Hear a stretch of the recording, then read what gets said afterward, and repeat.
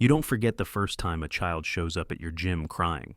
It was a Tuesday night in February, one of those cold desert evenings where the wind comes down from the mountains and cuts through everything.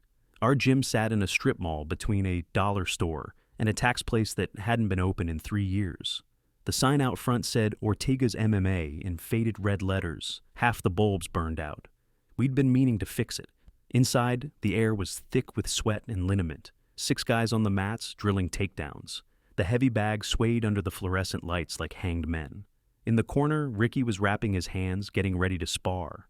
The radio played something low and forgettable. I was holding pads for Tommy when we heard it, a sound that didn't belong, a kid crying. Not the whimpering kind, but the desperate, gasping kind that comes from somewhere deep. The door banged open. A boy stood there, maybe 8 years old, wearing a Spider-Man shirt 2 sizes too big, and sneakers held together with duct tape. His face was red and wet, snot running from his nose. He was shaking. Everyone stopped. "They're beating my mama," he said. His voice broke on the word mama. "Please, they're beating my mama." The gym went silent. Even the radio seemed to quiet itself. I dropped the pads. Tommy looked at me. Ricky was already untying his gloves. Big Mike, who'd been stretching in the corner, stood up slow, all 6'4", 240 pounds of him, unfolding like a storm gathering. "Where?" I asked the boy. He pointed back toward the parking lot. "The apartments, Building C, 3rd floor." I knew those apartments. Everyone in this part of town knew them. Cracked stucco walls, rusted railings, windows with sheets for curtains. The kind of place where police sirens were background music and nobody looked at anybody else too long. "Show us," I said. The boy nodded and took off running. We followed. "My name is Marcus Ortega. I opened this gym 7 years ago with money I saved from 12 years of fighting. Amateur, regional shows, a few UFC prelims that didn't go my way. I was never going to be a champion. My chin was too honest and my wrestling wasn't sharp enough. But I could teach. And I could build a place where men learned what it meant to be disciplined, to suffer well, to carry themselves with honor. Most of my guys worked construction or drove trucks. A few were firefighters. One was a teacher. They trained because they needed something real in their lives, something that demanded truth. You can't lie on the mats. The choke either works or it doesn't. The punch either lands or it doesn't. There's a purity in that. We weren't a gang. We weren't vigilantes. We were just men who knew how to handle ourselves and who believed that strength without purpose was just violence waiting to happen. But sometimes, violence finds you anyway. We ran across the parking lot, 8 of us plus the boy. Our breath came out in clouds, the cold. Air burned my lungs. Behind me, I could hear Mike's heavy footfalls and Ricky whispering something that sounded like a prayer. The boy led us to Building C, up the exterior staircase. Metal steps rang under our feet. 3rd floor. He stopped at a door, 312, and pressed himself against the wall. From inside, we could hear it, a woman crying, a man shouting, the wet sound of fists hitting flesh, another man laughing. I looked at Tommy. He nodded. I tried the door, locked. Mike stepped forward. "Move," he said quietly. He hit the door with his shoulder once. The frame splintered. The door flew open. The apartment was small, a couch with the stuffing coming out, a TV on a milk crate, the smell of beer and cigarettes, and something sour underneath. 2 men stood in the living room. One was tall and thin, with a goatee and a neck tattoo that said Carnage in Gothic letters. The other was shorter, thick through the chest and arms, wearing a wife beater stained with sweat. A woman was on the floor near the kitchen, mid-30s maybe. Her lip was split. Blood ran from her nose. Her eye was already swelling shut. She looked up at us with an expression I've seen before, shame mixed with hope, mixed with fear that we'd make things worse. The tall one turned toward us. "The fuck are you?" "We're leaving," I said to the woman. "You and your boy, right now." The thick one laughed. "You boys got lost. This is family business." "Doesn't look like family," Tommy said. He'd positioned himself to my left, balanced on the balls of his feet. Old habits. The tall one reached behind his back. I saw the shape of something tucked into his waistband. Could have been a gun, could have been just a phone. Didn't matter. Mike was already moving. You don't train with someone for 5 years without learning how they fight. Mike was a wrestler first, boxer second. He closed distance like a freight train. The tall one's hand was still reaching when Mike grabbed his wrist, twisted, and drove him face first into the wall. There was a sound like a watermelon hitting concrete. The man crumpled. The thick one swung at Mike's head. Ricky intercepted. A check hook that came from somewhere in the thick one's blind spot. Ricky fought at 155 pounds, but he'd been doing this since he was 12, and he knew how to put his whole body into a punch. The thick one's head snapped sideways. He staggered. Tommy moved in, swept his legs, took him down hard on the coffee table. The table collapsed. It was over in maybe 4 seconds. "Stay down," I told them. My voice came out steady, which surprised me. My heart was hammering. Mike stood over the tall one, who was conscious but not moving, blood running from his nose. Ricky had the thick one's arm twisted behind his back, pressing his face into the carpet. I went to the woman. Up close, I could see more. Old bruises on her arms, a scar on her collarbone, the way she flinched when I reached toward her. "Can you walk?" I asked. She nodded. "We're getting you out of here." "My son, he's outside. He's safe." She started to cry. Not the loud kind, the silent kind that breaks your heart worse. Tommy helped her up. She swayed a little. Mike pulled out his phone, dialed 911, gave them the address. "Domestic assault in progress," he said. "2 suspects detained. Send officers and an ambulance." The thick one on the floor tried to say something. Ricky pressed down harder. "Save it for the cops." We got the woman outside. The boy ran to her, wrapped his arms around her waist. She held him and sobbed into his hair. Tommy gave her his jacket. It was too big on her, but she pulled it tight. Sirens in the distance getting closer. "You don't have to stay here," I told her. "There are places, shelters. We can help you get there." She shook her head. "I don't have anywhere. No family, no money." "You have somewhere now," I said. "We'll figure it out." The police arrived. We gave our statements. The paramedics checked the woman. Her name was Angela, and the boy, his name was Danny. They wanted to take her to the hospital. She refused. Danny wouldn't let go of her. One of the cops knew me, Officer Hernandez. He'd trained at the gym for a few months before his shift work made it impossible to keep a schedule. "You broke down the door," he said. "The boy said his mother was being beaten. We heard it ourselves. Door was an obstacle." Hernandez looked at the woman, at Danny, back at me. "Those guys in there are saying you assaulted them." They were assaulting her. We stopped it. "They're welcome to press charges. I'll show up in court." He sighed, wrote something in his notebook. "You got witnesses?" 8 of us, all saw the same thing." "Okay, stay available. I'll be in touch." They took the 2 men away in handcuffs. The tall one's nose was definitely broken. The thick one was limping. Neither of them looked at us. We took Angela and Danny back to the gym. It was near midnight by then. I made coffee in the back office. Tommy found some crackers and a half-eaten bag of chips. Danny ate like he hadn't seen food in days.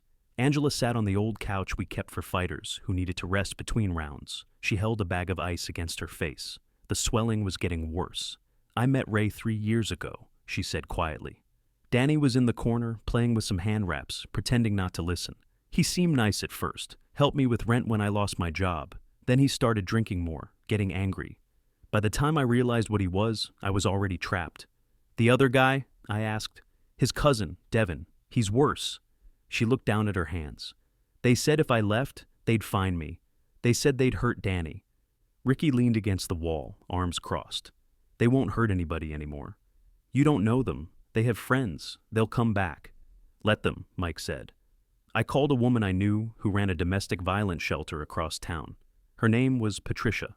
She'd trained at our gym briefly, taking self-defense classes, before opening the shelter with grant money and sheer determination. She answered on the 3rd ring. "Marcus, it's late." "I know, I need a favor." I explained the situation. She listened without interrupting. "Bring her tomorrow," Patricia said. "We'll have a bed ready, and we have legal advocates who can help with restraining orders." "Thank you. Thank you for getting her out. Most people just call the cops and hope for the best." "Hope doesn't stop fists." "No, it doesn't." Angela and Danny slept at the gym that night. We gave them blankets and locked the doors. Tommy and Ricky volunteered to stay, sleeping on mats in the training area. Mike went home, but said he'd be back at dawn. I sat in my office drinking cold coffee, thinking about the look on Danny's face when he'd burst through our door. That desperation. That hope that someone, somewhere, would help. I thought about my own father. He'd been a roofer, working 12-hour days in the Texas sun, hands like leather, never raised his voice, never raised his hand. When I was 14 and got into a fight at school, some kid twice my size pushing around a smaller kid, my father didn't punish me. He just said, "Strength is for protecting people, not proving something." I'd forgotten that for a while. During my fighting career, I'd gotten caught up in the performance of it, the trash talk, the face-offs, the manufactured beef that sold tickets. I'd lost sight of what mattered. Opening the gym had been about finding my way back. Morning came gray and cold. Mike showed up with breakfast burritos and orange juice. Angela's face looked worse in daylight, purple and swollen, one eye nearly shut. Danny ate quietly, watching us like he was waiting for something bad to happen. At 10 o'clock, I drove them to the shelter. It was a nondescript building in a residential neighborhood, unmarked for security reasons. Patricia met us at the door. "You'll be safe here," she told Angela. "We have security. No one gets in without clearance, and we'll help you figure out next steps. Housing, legal protection, counseling if you want it." Angela started crying again. "I don't know how to thank you." "You already did. You asked for help. That takes more courage than anything." Danny looked up at me. "Are you going to teach me to fight?" I knelt down to his level. "Maybe someday. Right now, you just need to be a kid. Let the adults handle the hard stuff. You hurt those men. We stopped them from hurting your mama. That's different." He thought about that, nodded slowly. Over the next week, things got complicated. Ray and Devin got out on bail. They were charged with assault, but their lawyer was arguing self-defense, that we'd broken into the apartment and attacked them. The district attorney wasn't buying it, but it meant court dates and depositions and lawyers. More concerning, they were asking around about us, about the gym. Word travels fast in small communities. One of my fighters, a guy named Carlos who worked construction, heard from a coworker that Ray was talking tough, saying he was going to burn that gym to the ground and teach those heroes a lesson.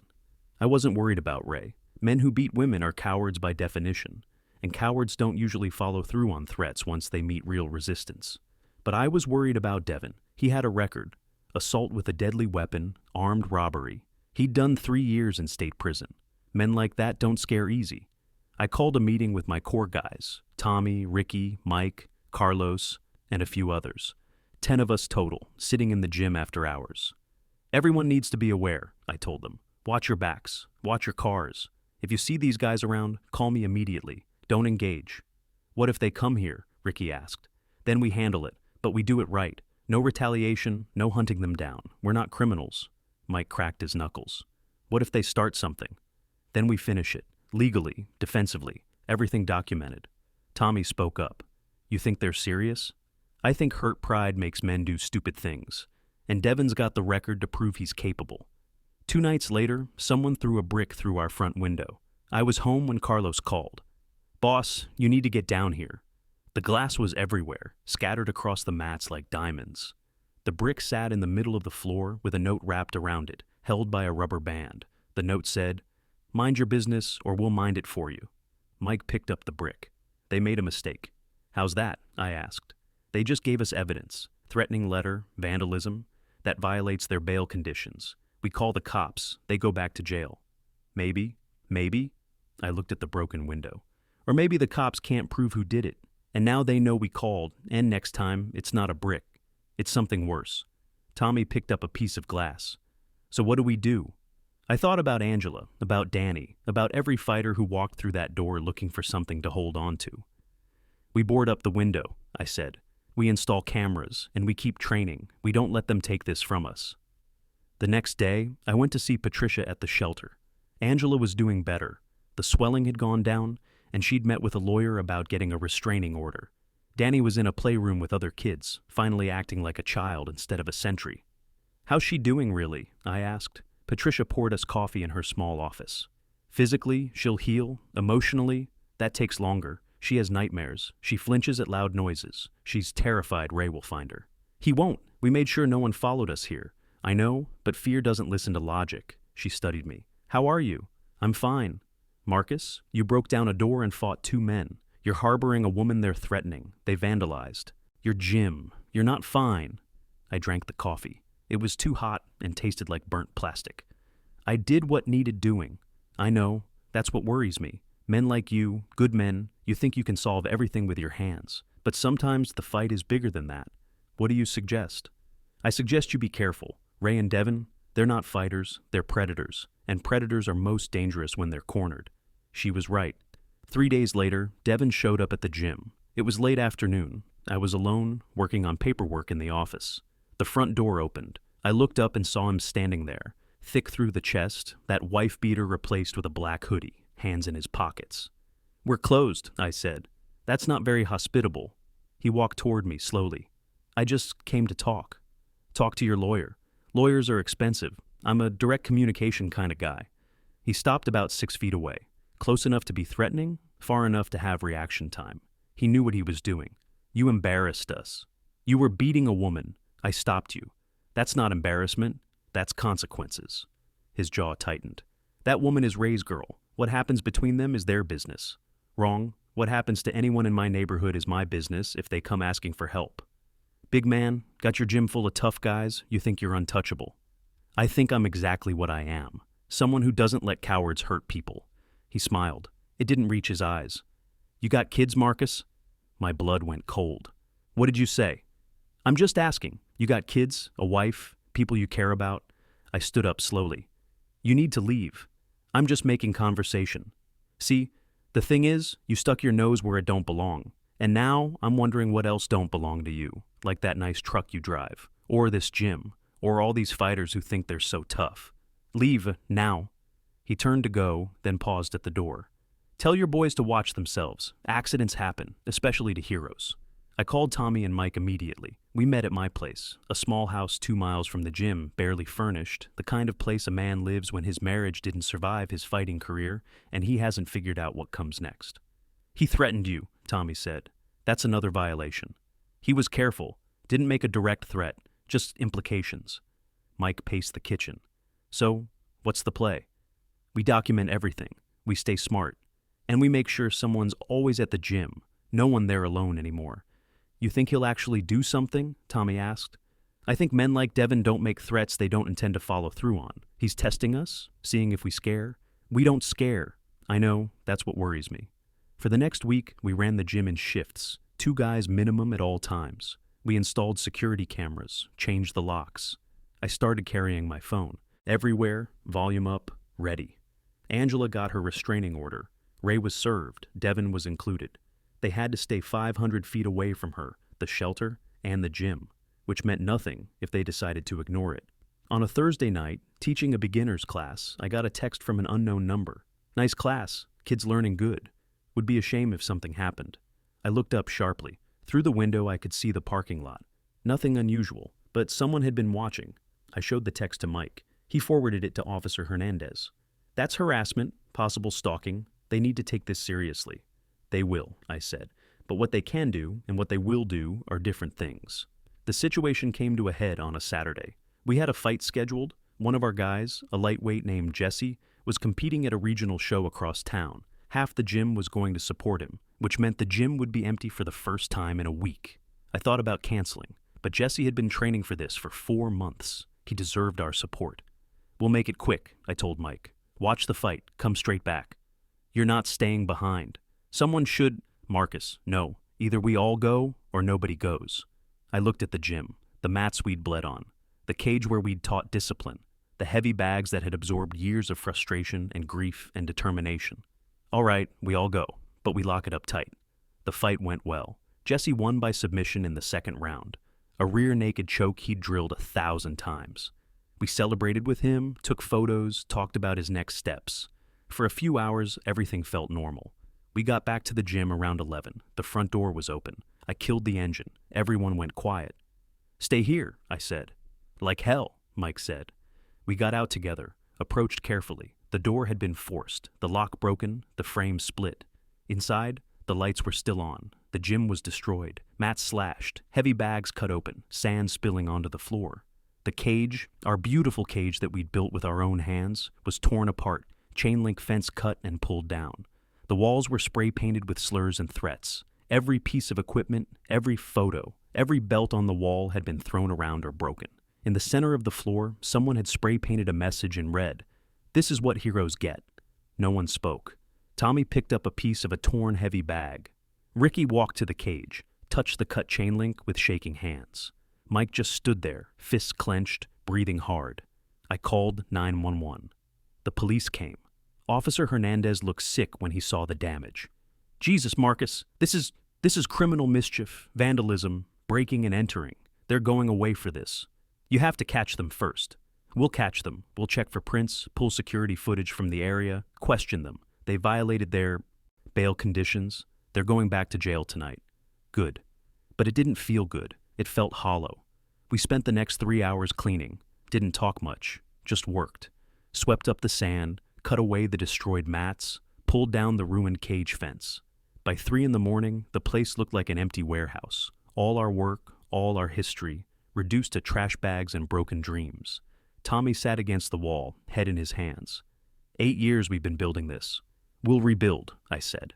With what? You got insurance? Some. Not enough for this. Mike kicked a piece of metal. I want to kill them. We're not killers. They destroyed everything. They destroyed a building. They can't destroy what this place means. Means what? Ricky's voice was raw. We're just some guys in a gym. We're not heroes. We're not even that good at fighting. What are we doing, Marcus? Playing pretend? I looked at him, at all of them. These men who'd shown up night after night, put in the work, bled on these mats, held each other accountable. We're men who try to live right, I said. That's all. We're men who saw a kid crying and didn't walk away. We're men who believe strength is for protecting people. Maybe that makes us foolish. Maybe it makes us targets. But it doesn't make us wrong. Ray and Devin were arrested the next morning. The police found their truck 2 blocks away, with spray paint cans in the back. Security footage from a neighboring business showed them entering the gym. They were charged with breaking and entering, vandalism, violation of bail conditions. Their bail was revoked. They went back to jail pending trial. It should have felt like a victory. Instead, I sat in the ruins of my gym and felt only tired. Word spread fast. By Monday, we had phone calls, texts, messages, other gyms offering training space, fighters wanting to help rebuild, local businesses offering donations. A contractor who trained with us, guy named Eddie, showed up with his crew. We'll fix this, no charge. Eddie, I can't. You stop those assholes from hurting Angela. You think I'm gonna charge you? We start tomorrow. A sporting goods company donated new mats.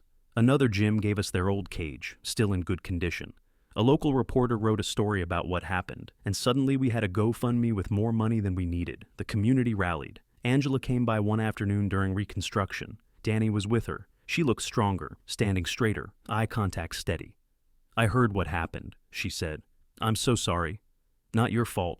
It is, though. If I hadn't come to you, then you'd still be getting beaten, and Danny would still be watching. We made the right call. She looked around at the work in progress. You're rebuilding. We are. Danny tugged on my shirt. Can I help? I smiled. You know how to use a broom? He nodded seriously. Then yeah, you can help. It took 6 weeks to rebuild the gym. New mats, new equipment, a better cage than we'd had before. We repainted the walls ourselves, covered up the slurs with fresh white paint, then added a mural, a fighter in the ring, gloves raised, but instead of an opponent across from him, there was a silhouette of a child watching, hopeful. We reopened on a Saturday. Every fighter we'd ever trained showed up. Other coaches from other gyms, police officers, Angela and Danny, even Patricia from the shelter. Officer Hernandez gave a short speech about community and standing up for what's right. Eddie the contractor got applause for his crew's work. I said a few words about why we do this, about discipline, honor, protection, then we rolled. For the next 3 hours, the gym was alive again, with the sound of bodies hitting mats, gloves popping against pads, coaches yelling corrections, fighters laughing and suffering and pushing through. It was everything we'd built and more. Ray and Devin took plea deals. Ray got 18 months. Devin got 3 years. His third strike meant mandatory time. They'd be gone for a while. Angela got a job and her own apartment. Danny started training with us twice a week. Just basics, learning to move, learning confidence. He was good, fast hands, quick mind. You gonna make him a fighter? Tommy asked one night, watching the kid work the speed bag. I'm gonna make him a good man. If he wants to fight someday, that's his call. 6 months later, I was locking up late on a Tuesday. Everyone else had gone home. The gym was quiet, just the hum of the refrigerator in the back and the distant sound of traffic. I walked through the space, touching the bags, running my hand along the cage, feeling the texture of the mats under my feet. You don't forget the sound of a child crying for help.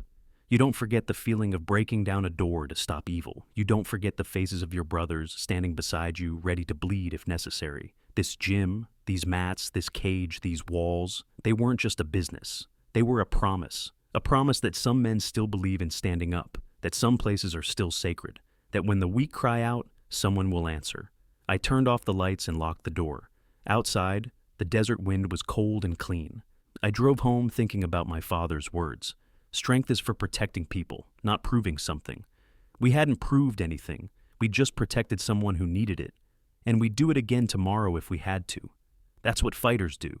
Not the kind who perform for crowds and cameras. The real kind. The kind who understand that the hardest fights happen when nobody's watching. And the only belt that matters is the one you wear when you look at yourself in the mirror. We'd been tested. We'd been broken. We'd rebuilt.